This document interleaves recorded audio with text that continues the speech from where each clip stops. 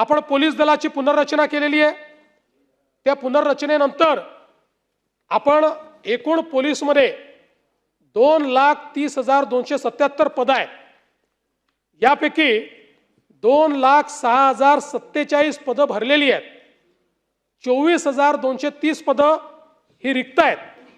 यापैकी जवळपास 16,607 पदांची भरती प्रक्रिया ऑलरेडी सुरू आहे। त्यामुळे पहिल्यांदा अशी परिस्थिती आहे की जवळजवळ जेवढी पदं तेवढी माणसं सातत्याने आपण भरतो आहोत आणि पोलीसमध्ये कमीत कमी वॅकन्सी आहे। मला असं वाटतं की कदाचित गृहमंत्री म्हणून जो माझ्या कार्यकाळात जर आपण बघितलं 50,000 पेक्षा जास्त पोलिसांची भरती ही आपण या ठिकाणी केलेली आहे। आणि MPSCच्या माध्यमातूनही PSIची सर्वात मोठी संख्या ही भरण्याचं काम आपण या ठिकाणी केलं आहे।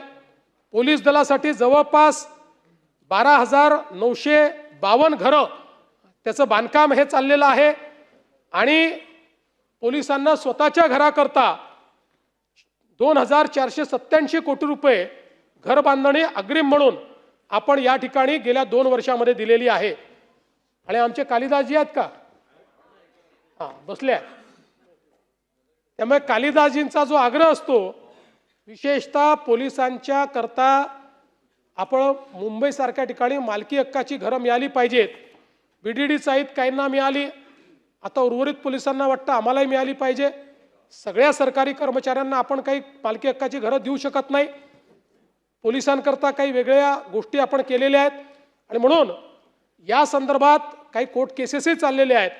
पण आपल्याला पोलिसांना मालकी हक्काची घरं कशी देता येतील, टप्प्याटप्प्याने देऊ, काही प्रमाणात देऊ, पण ते कशी देता येतील या संदर्भात एक उच्चस्तरीय समिती आम्ही तयार करतो आहोत आणि पुढच्या 3 महिन्यामध्ये या समितीचा अहवाल आम्हाला प्राप्त होईल आणि त्यानंतर त्याही संदर्भात जी कारवाई आहे ती कारवाई आपण निश्चितपणे या ठिकाणी करू।